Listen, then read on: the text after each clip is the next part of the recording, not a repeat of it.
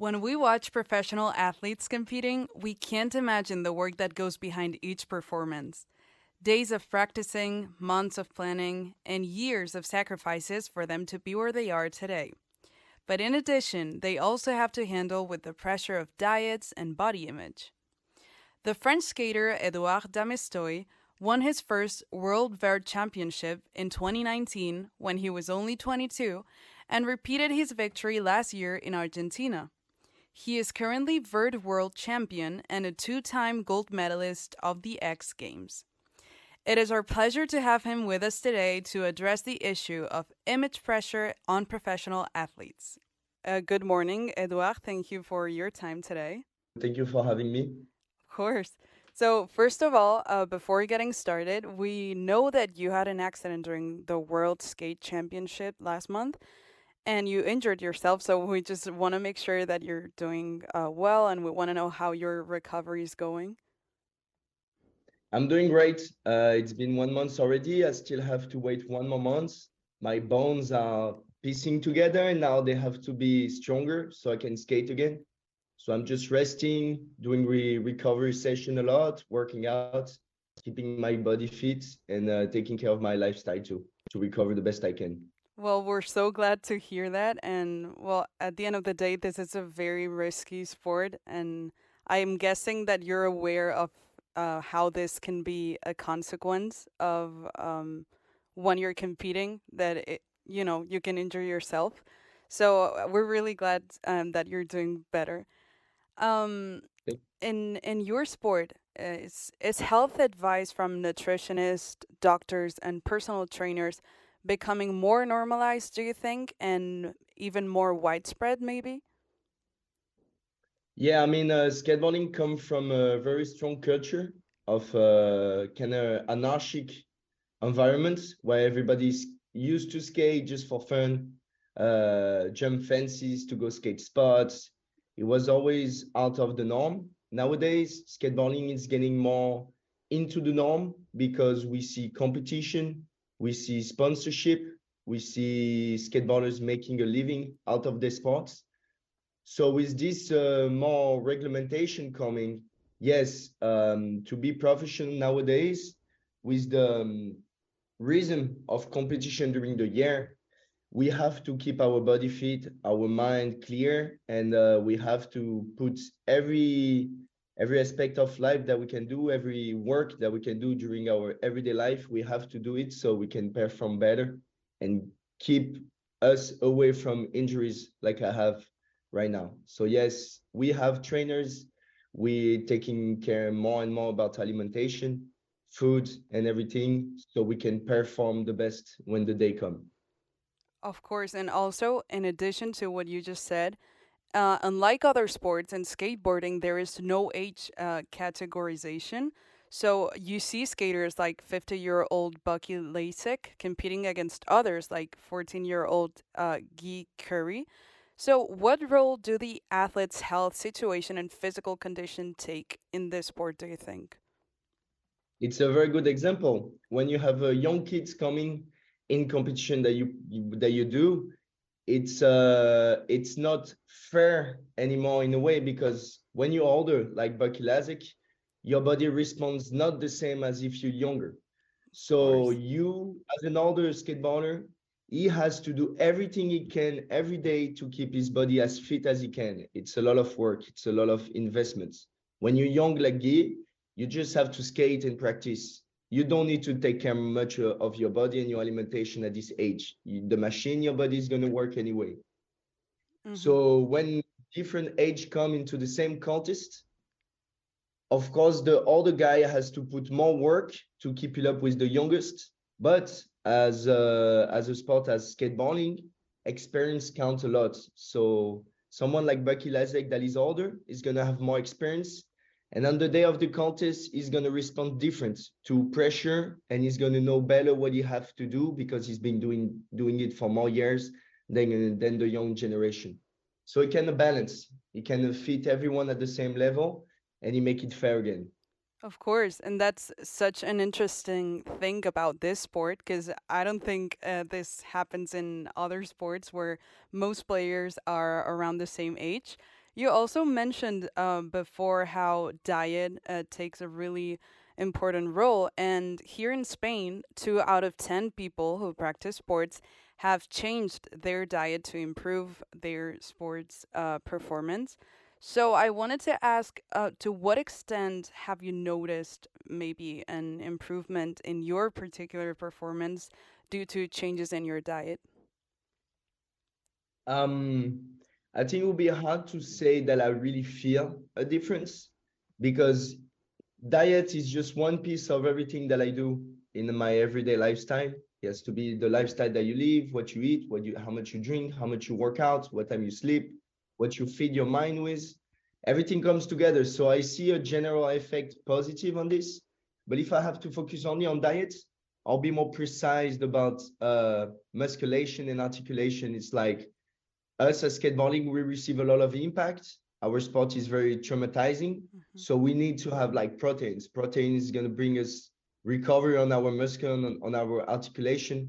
So this is just an example, but if we really take care of what we eat, our body is going to respond better. And such as a car, if you feed the right fuel, the car is going to work good. So it's kind of the same. We have a machine. If we give it the right nutriments, if we give it the right alimentation, our body should perform better. Do you think, in relation to that, there are some expectations to follow for a specific body type in the skateboarding world? Uh, I'm not sure about this, but clearly you cannot be too much muscle. You cannot be like Okay. fat is going to be hard. Too much fit with too much muscle is going to be hard to move. We need a good balance between having power in our body, but still moving fast. So this is the main thing that we need to find. Our movements needs to be free so we can move fast in the air and with our legs, be technical in our tricks. We definitely, there's a body type that is muscle, but not too much. I don't know it change of everyone, but you have to find the right balance between being heavy, muscle, and powerful and fast at the same time. Hmm. In other sports that are not at all the same, but yet they are similar in some way, like ice skating, perhaps.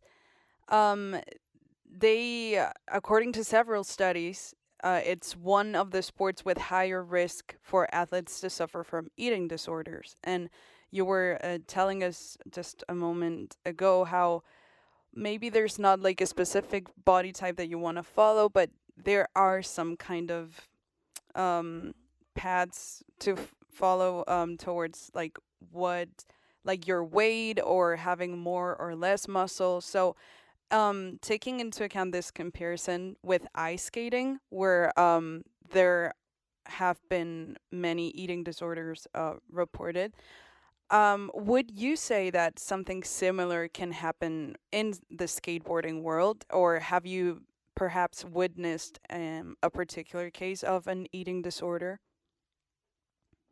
Eating disorder? What do you call eating disorder?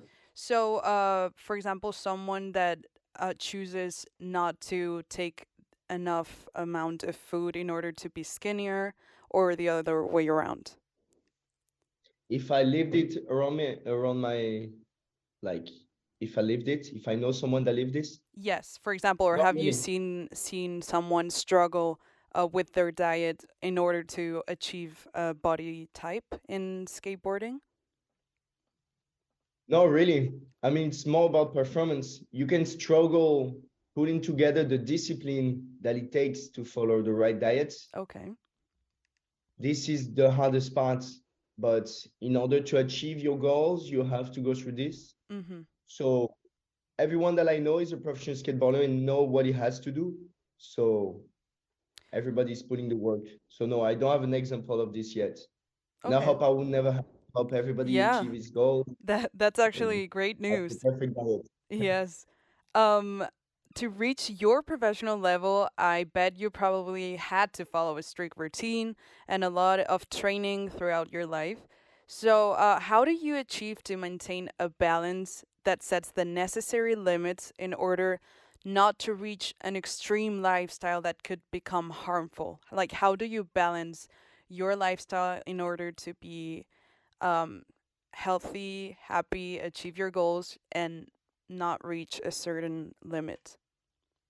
Well, it's all about the goals that you set. It's like you have a dream, you want to make it happen. To make it happen, you need a plan, and then you create the plan. When the plan is created, to make the plan happen, you have to follow the discipline that comes, so the plans can follow and lead you to the goals. So it's more like it is a discipline to have. It can seem extreme sometimes, what we have to do about working out, about food, about so many things, but it becomes a routine that is not heavy. It's easy to do because we know we do it for a purpose, that is the goal. Hmm.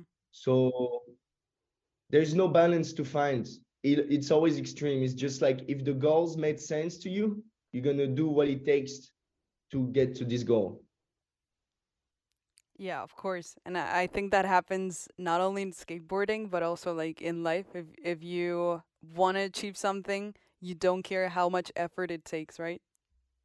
Exactly. I totally agree with this. In our, like in skateboarding, it's about sports. So it's more about physical training and alimentation. But Hmm. in everyday life, it can be a project, it can be a company that you do. It's the same. You have to have a goal, set a plan, and stick to it. Yes, 100%. In order to end this interview, I wanted to summarize the topic that we wanted to cover today about body image with this last question. Would you say that athletes nowadays are aiming for achieving a specific body type in skateboarding, or would you say just they just care about having their good diet and good routines, and that is all? I think it's very, very personal. I think it's the second option. I think no one is aiming to have a body type, because when I look at skateboarding, everybody have a different type of body, which give them a different style when they skate, when they're on the board, and it's very unique. So you want to keep this uniqueness. This uniqueness makes you different than others. So you don't want to reach a body type. You don't want to look like everyone. You don't want to see someone that perform, be like, this is the body type that I need. This is what I need to do. Do exactly the same. Everybody has his own recipe, but no one tells you what it is. You got to find it yourself.